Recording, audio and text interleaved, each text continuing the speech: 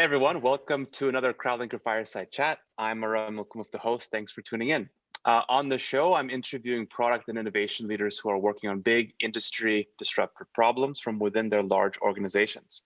My guests have been in the trenches and have lots of practical advice to share about how to build quality digital products, staying agile, and fostering an innovation culture within their enterprise. This is season 2, and this is episode number 1, and I'm here with Mohan Gulati to talk about his views on hiring, coaching, and building category-leading products at Torstar.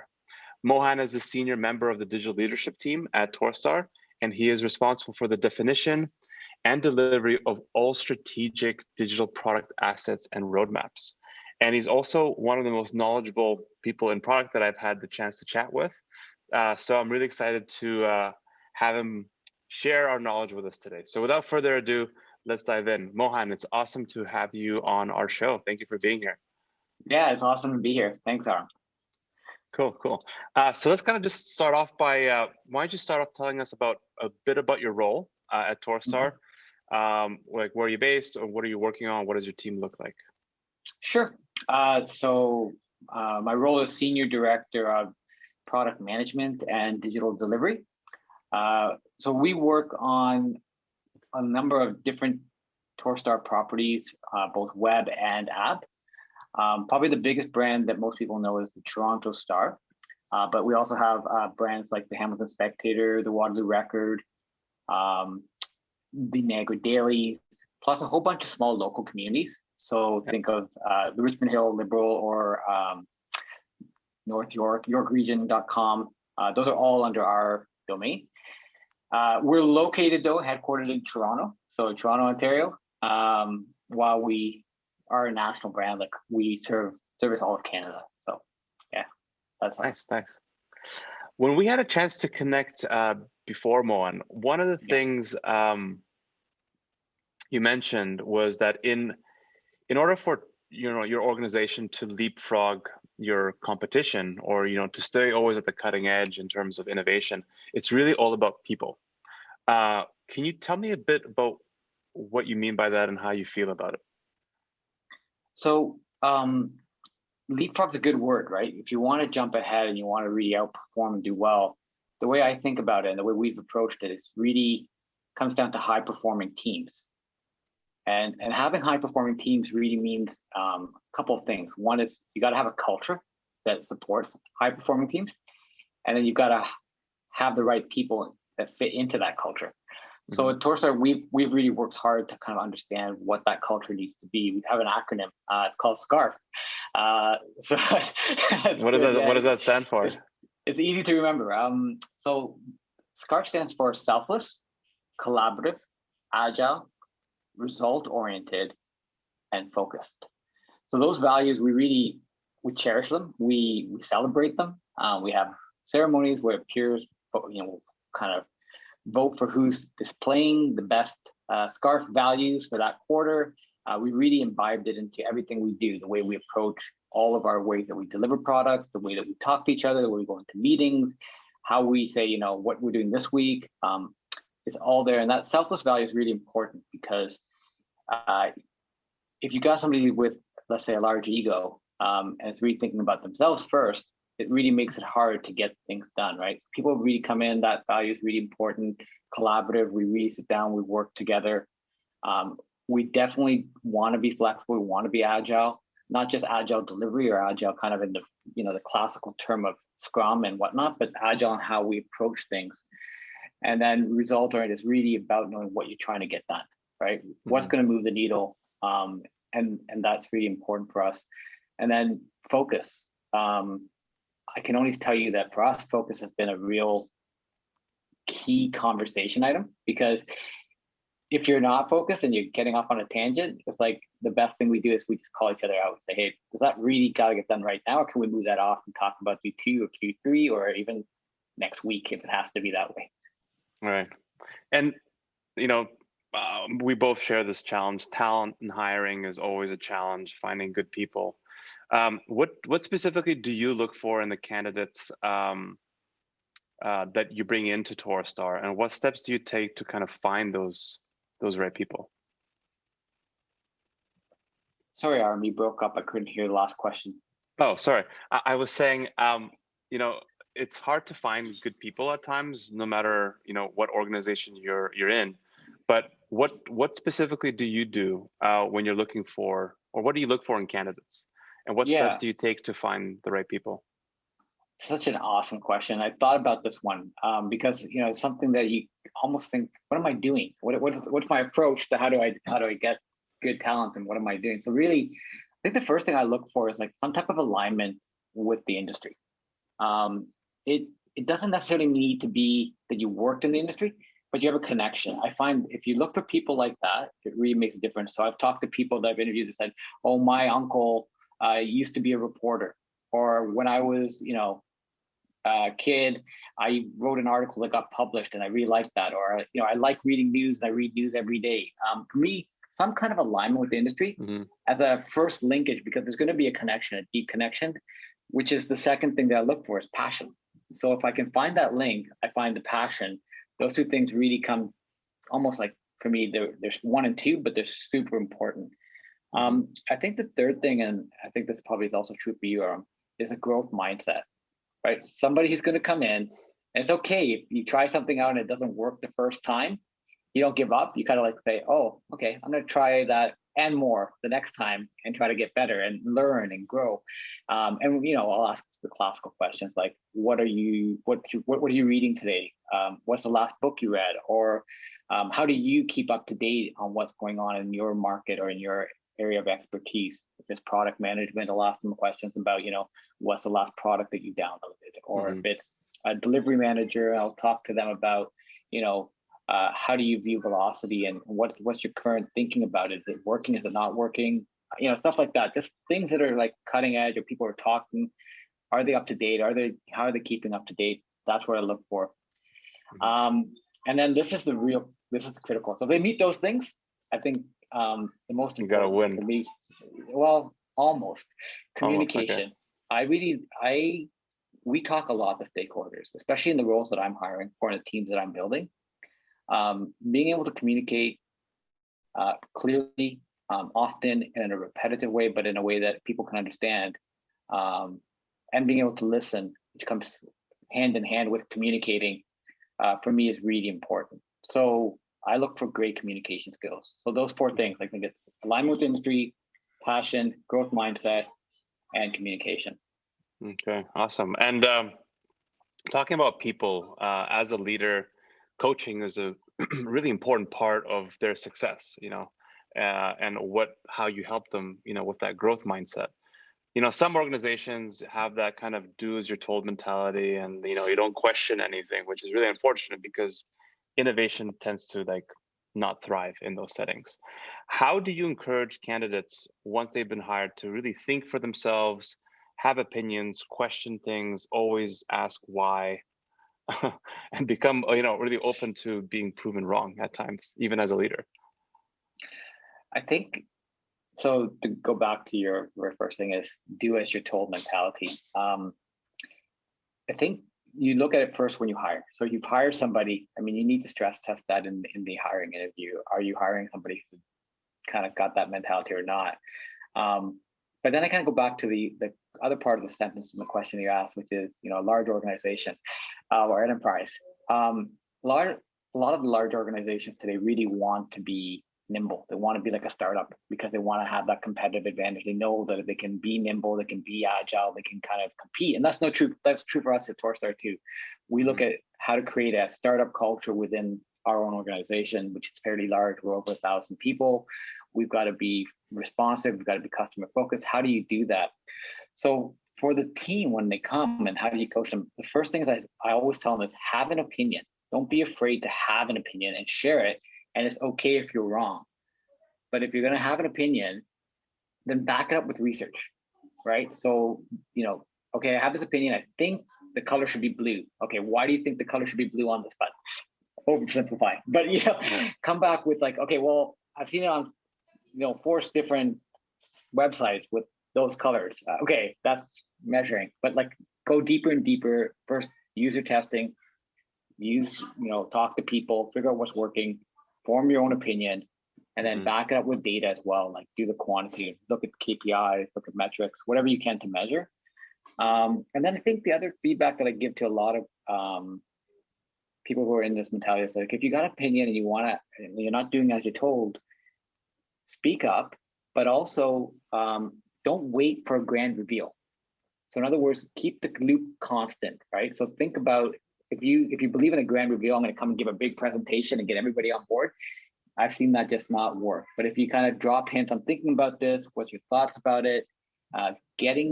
Dropping seeds and sprinkling your ideas. Exactly. It really helps. And you know, like our stakeholder community now knows us. We are people that will overshare and we'll make sure our ideas are not sound like brand new when we finally come into a room where we're discussing them as kind of like, here's the feature we want to ship. You need to plant seeds. You need to continuously ask the same questions over and over again. So that when you're presenting your idea, finally, you know, in a formal way, it's not something that's new. Most people have kind of come to it, and your opinion is not new, right? And the nice thing is that you're forming your opinion. You're not doing as you're told. You're actually kind of the opposite. You're telling people what you want to do and getting them to buy into it and learn about it, not as a big reveal, but as something that's incremental. And just to follow up on that, what is, you know, you have a lot of experience. You've been in the space for a long time. What is something that you wish you knew about motivating people 10 years ago that you know now? I think the big thing is the power of one-on-ones. 10 years ago, I probably didn't use it as powerful a tool as I do today. Don't miss your one-on-ones. Even and let the agenda for the one-on-ones be defined by the person that is coming to your one-on-one, right? So if I have people reporting into me, I ask them, this is your time, let's meet, tell me what's on your mind, tell me what you want to talk about. One-on-ones are super key, super powerful, and really make a big difference in how I mentor people and how I coach them. Nice. No, that's great. It's super imperative. That way you get the feedback loop going all the way around. Go ahead. No, I was going to say it's even good for like just getting to know them, right? Like to get to know you don't have to be about work. It can be, I've had a half an hour where I've just talked about the family and about what they're doing. And those are sometimes the best one-on-ones. It motivates people to know that they can come to you, to listen to you, and that they've got a sounding board for whatever it is. Yeah. No, it's great. Thanks for sharing that. No wanted to move into the product development side of things, if you don't mind. Different organizations source new product ideas from unique places or standard places. What do you do at Torstar, or where does your team go when they look for inspiration or to find their next big thing that they want to explore? There's a number of things. So I'll talk about some of the conventional ways that we do things, which are probably things you've heard before. Like we'll do a lot of competitive research. We run design sprints. We run at least one design sprint per quarter, if not more often. We'll do versions of workshops, so not just design sprints. Sometimes we'll do some type of other variation and shorter, maybe the one-day workshops. We talk to customers. We have things called customer days, and we do at least one of them again a quarter, and we plan that out. We've got a great UX UI team that kind of thinks about these things, tries to source new ideas. We do it by segmentation, so we'll think of like a user group that we want to talk to that's key to us. So for example, we're doing a study right now on senior days and talking to a whole bunch of elderly folks to understand source ideas from them. So it doesn't have to just be one group, but we focus on number of different ones through that use of that tool. We talk to industry experts. Like the media industry, and especially the newspaper industry, let's use that old term. We share, right? So I have people that I talk to in the States. We talk to people in, over across seas in Europe, just to kind of know what's going on in their industry and what they're doing. And they'll share ideas and we'll share what we're doing. It's been actually, we did a workshop on personalization on the mobile app, and we invited somebody from the Hearst team onto that. And we were sharing ideas, we contacted Netflix and we started talking to Netflix. How do you do things? Right. So really trying to go out and talk to different experts it really helps. And then when we didn't have COVID, we would send our people to conferences and let them hear what's going on. We can do a lot of it online now, but I find people they don't do that. They tend to want to be, away from the office, have that focus time, and it really recharges. What, aside from the things you mentioned, what are some of I'm curious to know, I'm sure the audience would want to know as well, any unorthodox strategies that you try out? I mean, that one for me, I didn't know that your industry does that. For me, that's okay, that's already a win because people are talking and sharing. Anything else? Any other kind of unusual places you go to for inspiration? So we go to our people. This is something I think is unorthodox. It's called a hack-a-think. Not a hackathon, a hack-a-think. So what that is we'll pull people from different parts of the organization: sales, marketing, digital, data, and we create groups and we say, here's a problem, and you've got one day, go and solve through it. And at the end of the day, present your solution to the problem.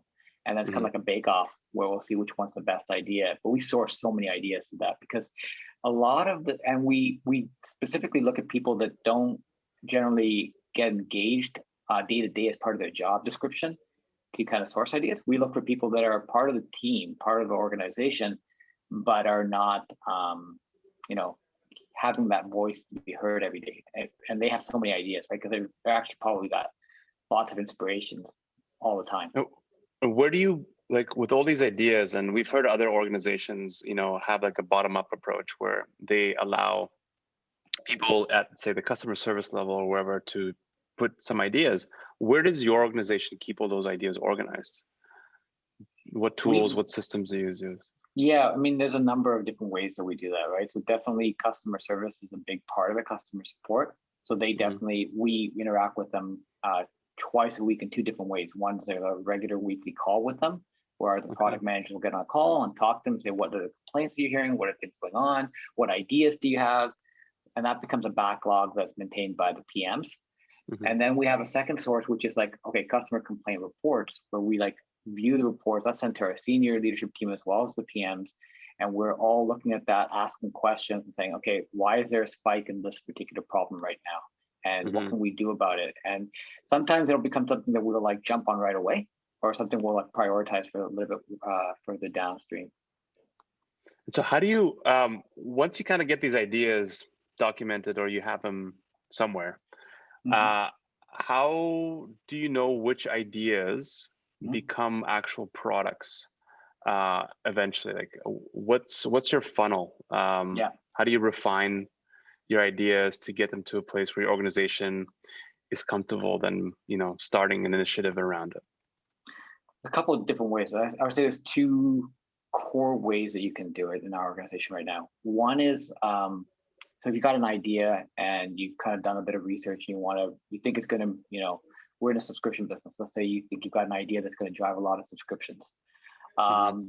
In that case, what you might do is we have a weekly digital council, which is a group of senior executives where you can come to them and say, I'd like to get this started as an initiative. Can I get capital approval for this? At least to start it. And there'll be, depending on it, there'll be different initiatives that will kind of say, yeah, or maybe this is what you do and come back with a bit more answers. But we've got a form that's established that people can know about and they can use. So that's one way. Now in the PM community, we have a process, maybe I'm jumping ahead here in my own thoughts, but we have a process that allows PMs to kind of present their roadmap. And in that roadmap, they'll have the opportunity to define something. So if they have an idea, they'll define it. They'll do a bit of competitive analysis, market trend analysis. We've got two kind of ways of thinking about it. What's the customer value? What's the business value? And we kind of measure that up against, revenue. What's the expected revenue? We have two models of revenue, ad revenue and subscription revenue. And then we look at what's the effort, right? And we just use t-shirt sizes, small, medium, large, extra large. And then that gives us a score that we use that kind of tells us, okay, should we focus on this now? Should we focus on it later? Maybe, again, the same kind of feedback, they'll schedule, if they've done some initial designs, we'll do a design review and say, that makes sense, that doesn't make sense. there's a lot of kind of insertion in the roadmap. That's the hardest thing to do. And I don't think we've figured that out. Like if I've got a brand new idea that nobody's talked about and you want to bring that in, it's a lot harder to do that as a PM today. We're working on trying to make that a lot easier. I think, it's hard once you've got a roadmap that you've sold and got a lot of stakeholders involved and you say, no, we want to switch. It's hard to change that. The best way that we can do that is through A/B testing. So we found changing people's ideas once you've got something in market and you think you want to try something a little bit different, A/B testing is the best way to go. So we also have that app. Mm-hmm. And how do you prioritize initiatives over other ones? Like you mentioned, you have the scoring where you're like, okay, maybe it's like the scoring one is like how much work effort between like small, medium, large. But once you have that and you look at, all the projects on the horizon and you're doing your planning, how do you know, okay, roadmap wise, okay, this is important, do that one first and do that one in next quarter or whenever? So you remember I said communication is really important, right? So it's also true for the executives and the leadership at Torstar. So one of the things that we're really good at is understanding what are the themes that we're investing in this year. So we've communicated these are the themes that we're going to invest in. And we've identified a few initiatives that are part of that. These initiatives have strategic goals. And those goals are OKRs that we discuss quarterly. We sit down and look at them. And within that framework, if somebody were to come and say, hey, we have an idea and we think it's going to move that OKR a lot better than this other thing, that's definitely up for grabs. And the team can go and do that and make a suggestion on how to move that forward.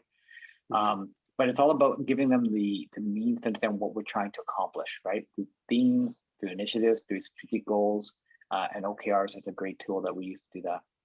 Okay. And that's every team that we have, they know what their OKRs are, they know what they're trying to move. And that gives them enough freedom to kind of go and say, and the other thing is you don't just set the OKRs per quarter, say, bye, go away. We're meeting weekly to look at, hey, how are you trending? How are you tracking?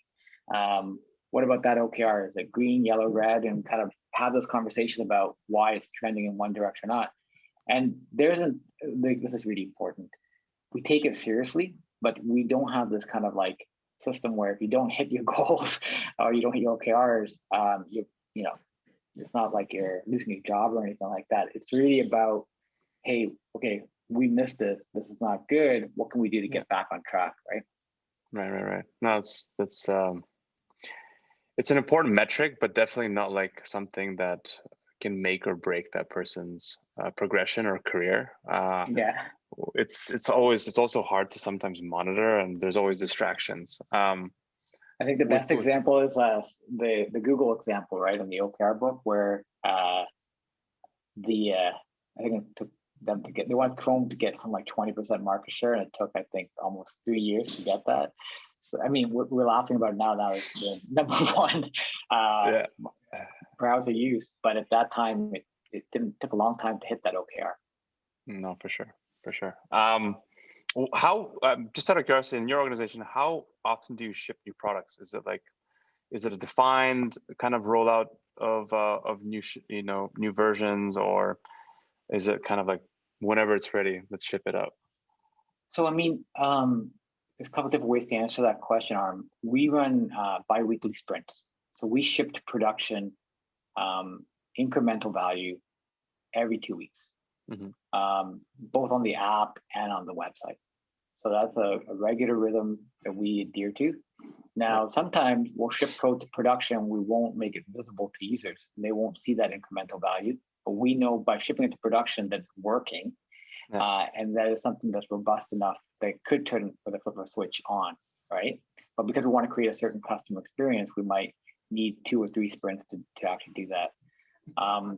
So I would say we ship bi-weekly, and major features, probably in a quarter, I was looking at the list, it's in the vicinity of 15 to 20 different new features that we ship in a quarter. If that gives you kind of the volume of what we're doing. Yeah. No, that's great. Yeah, it's a good output. It is. When we chatted last time, you mentioned something about a system called 5D. Can you tell me more about that? I love talking about this. We've put in a process that's a framework, I would call it more than a process, to structure how we do our work. So you heard me earlier on talk about the definition phase. And that's one of the 5Ds. That's the first one.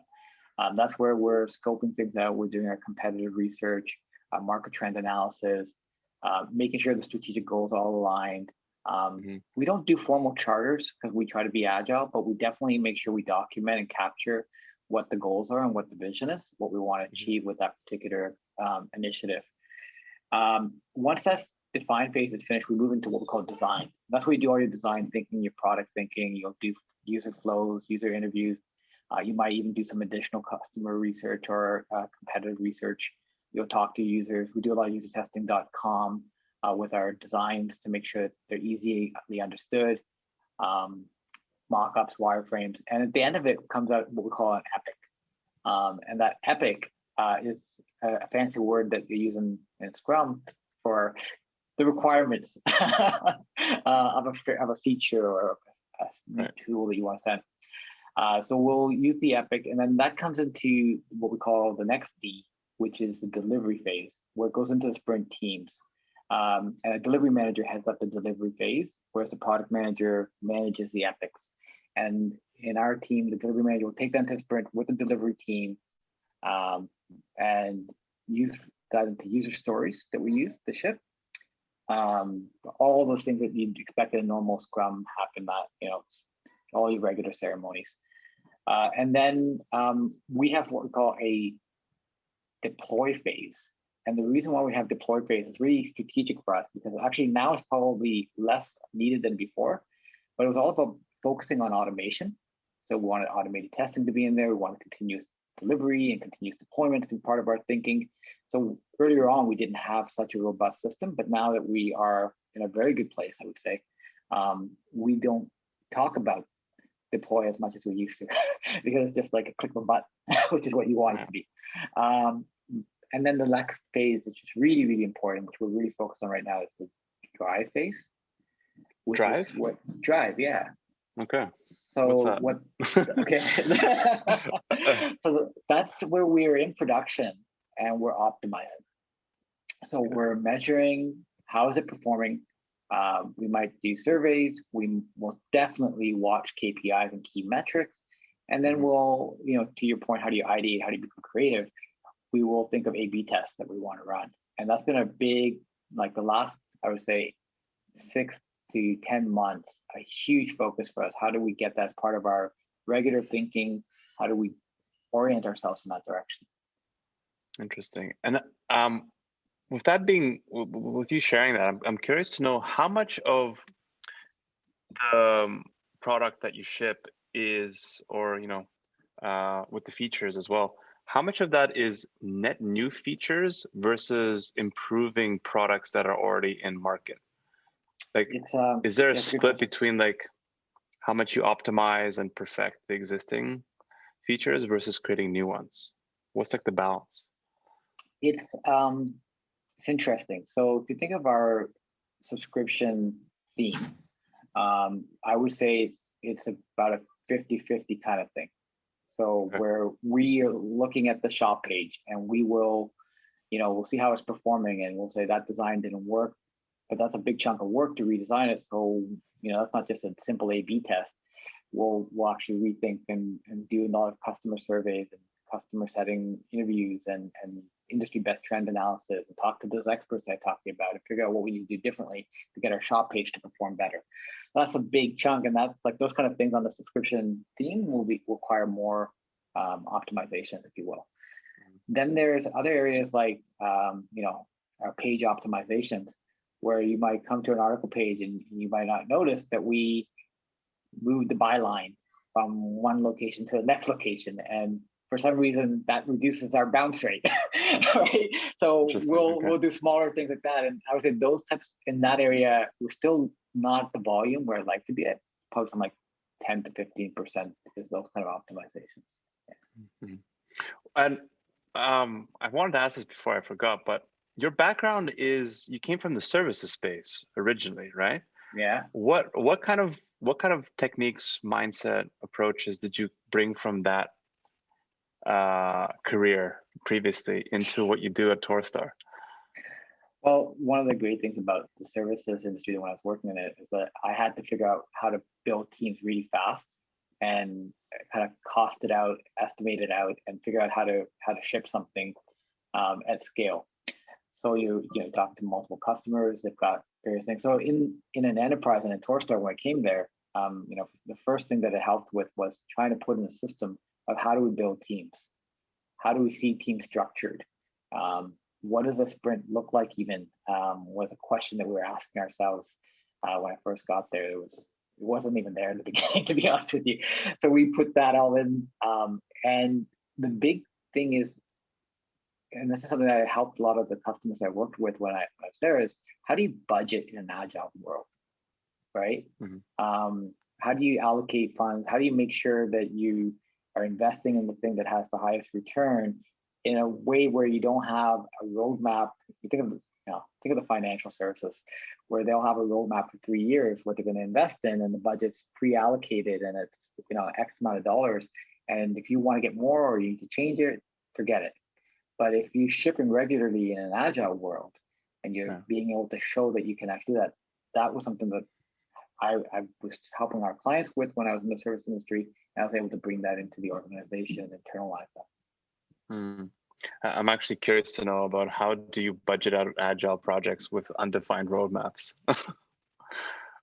It goes back to what I talked about before. So organizations need to be very clear about their themes, and they need to be very clear about the OKRs and the strategic goals they want to move. Mm-hmm. And they need to see if they're doing it or not. And they need to also be clear on saying what they want to invest in. So if it's mobile, let's say a theme is mobile and it's app, and it's because they want to focus on the acquisition funnel downstream. So it's more about retention. And that's the purpose of the app, for example. And that's currently our strategy. Then, okay, how are you more worried about acquisition up the funnel? So then you'll invest more there. Whereas if you're more worried about, retention, you'll focus downstream into the app and to that theme.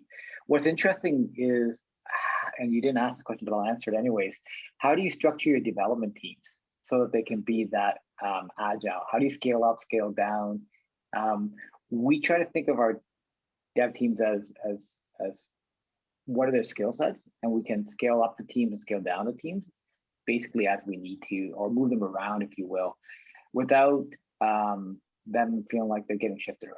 So it's not easy, but we've been working on that.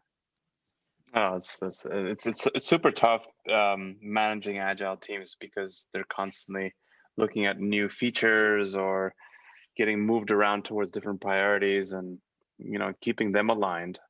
Yeah. And communication is super important. And I want to ask a question there about, breakdown in communication happens in any organization. Is often the culprit of many reasons. What do you do? What strategies do you do in order to over communicate? To make sure that you're enriching all the conversations that you have, to make sure everybody's on the same page, especially now with a remote world, we're all not able to see each other or be around together all the time while we're working. How do you fill that gap? I think there's a number of different ways that we do it. So one of the things that we do in our epics is we capture up front who are the stakeholders. So as front and center, on this particular feature or this epic that I'm working on, I need to make sure that this group is up to date on things and kept up to date. Now, how do we do that? I'm not a fan of repeat meetings scheduled in your calendar and you meet and it's there all the time. I tend to think if you don't have them, you're going to be in a position where you're going to be forced to kind of think, do I need to have this meeting? How do I get feedback? And what we've done is we've used Slack a lot. We've used a lot of those types of channels of communication to foster that. But if we need to get together, we do a lot of ad hoc Slack calls, for example. We do have this notion of a design review. And if a PM needs to get together and make sure that they're communicating what they're doing, they'll just schedule it in with the stakeholders that they've identified in their epic, and we'll get together. So, that requires maybe 4 or 5 days ahead of thinking that, okay, I'm going to need a design review and I want to meet and share my ideas and get feedback. But because they know they're going to get to that point and they've been in that situation, that helps. The other thing that we do, and this is where I'm contradicting myself, but this is really helpful. We have what we call Product Monthly. And in the Product Monthly, we invite the newsroom, we invite the marketing team, the digital team. It's an open forum. Anybody can come, and all of our PMs will give an update on key things that they've been working on the last month and things that they reported before where they are today. So what's been shipped, how are they performing, what's important to that portfolio of the PM that they're working on. So that's how we've accomplished that. Okay. For you as a leader, where do you go for growing your own expertise? We talked about, I'm sure there's different books or, blogs, product management, thought leadership content out there. But how do you stay current? Who do you turn to? Who do you speak to? I'm curious to know. I mean, it's always evolving. It's not a linear path for me. I think if you're a person who wants to grow and have a growth mindset, so it's not just for the people you hire. You have to be that way yourself. So for me, I'm really all about that. Of late, Aram, I've been going on Clubhouse. Both hosting my own clubs, but also joining a lot of the clubs, talking. It's been amazing. I've hooked up with people in Silicon Valley and talking about, what are they doing down there? And they'll just you'll be amazed at the wealth of knowledge that they have and how willing they are to share. The PM community particularly is really open to doing that. So that's been awesome. I actively listen to podcasts. In the summer, when I could go running, I would listen to a lot more. But podcasts soon, right? Fingers crossed, the weather's getting better. But that's been a really great way to kind of learn, and I think I'll try new podcasts out. There's one that I was recently listening to called Dare to Lead, which has been awesome. A lot more kind of people management and culture, and how do you lead with empathy, I would call it, basically, if you go and download the podcast. Books are still my number one source, whether it's audiobooks or reading them. I read a lot. I listen a lot. And blogs are important, but I find it's not as frequent as it used to be. I find I get a lot more out of reading books, to be honest with you. You have to choose, right? Any must-read recommendations for the audience to pick up? Okay, 1 second. I got my list here. I mean, I'm listening to one right now. It's an audiobook called Think Like Amazon, 50 and a half Ideas to Become a Digital Leader by John Rossman. And I'm loving it. So far, whatever I've done, they talked a lot about this idea of day one company or day two company, and you want to be a day one company. It's something you've heard about before, but it's emphasized in the book, and there's really it's bite-sized, so you can go to it and just read one of them, and I like that. The other book, I don't know if you've heard of it, that I read last year and I love it. It's I've kept it on the side so I don't forget to mention it if you ask. No Rules, right? By Reed Hastings. Reed Hastings. It's from a culture and as a leadership point of view, I've learned a lot from there. I love the concept of 4 A's. Haven't been successful in kind of bringing that into our own culture, but trying to, which is, the feedback framework that they have defined in the book. So it's a great book, and very progressive. I don't know if we're quite at the Netflix level at this point, but it's very progressive. No, I'm sure you'll get there. You're doing all the right things, Mohan. A couple last questions before we wrap up, Mohan. Wanted to ask what advice would you give to a trailblazer looking to drive change at their enterprise? Build relationships. It's the most important thing for anybody who wants to, if you want to trailblaze, you can't do it on your own. You've got to strategically work and network. Build trust is huge, because if you have trust, it'll open doors and people will listen. If you don't have trust, it's a biological reaction, right? If I don't trust you, I'm shutting down. I'm not listening to you anymore. You can say all you want to say, Aram, but it's going in one ear, going out the other. Whereas if you are somebody I trust, I'm going to listen. And comes down to like what kind of conversation you're having. If you're having, this is from another book that I read called Conversational Intelligence. But if you're having a level 3 conversation where you're open and you're listening and you're willing to kind of come into being not knowing what the outcome is already, right? So you're not predisposed to something. Those conversations help a lot. They build a lot of trust, and you can really make a huge impact in your organization by just I think, yeah, you're right, like listening and shutting up and just letting the person speak and just paying attention. I think is a trait that people in any company anywhere can just start doing more.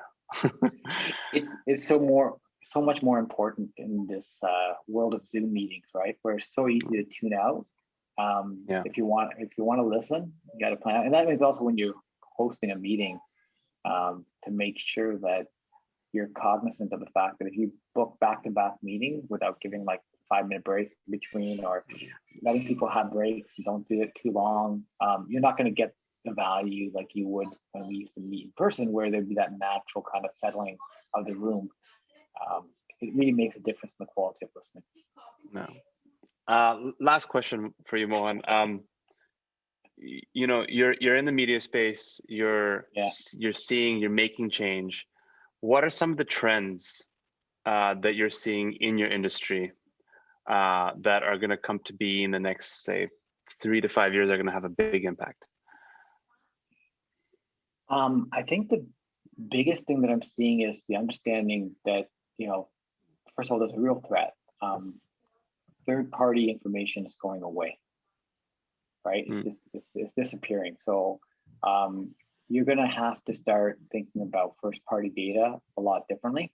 And that's going to open up a lot of creative ways that you try to create a relationship with your customer. That's true of the media industry. That's true of many industries, but it's really pronounced in an industry that used to use third-party data to kind of drive ad revenue. Now you won't have that third-party data. So how do you build a relationship of trust and intimacy with somebody who's coming to your site? So you're going to see a lot of things that change in that direction.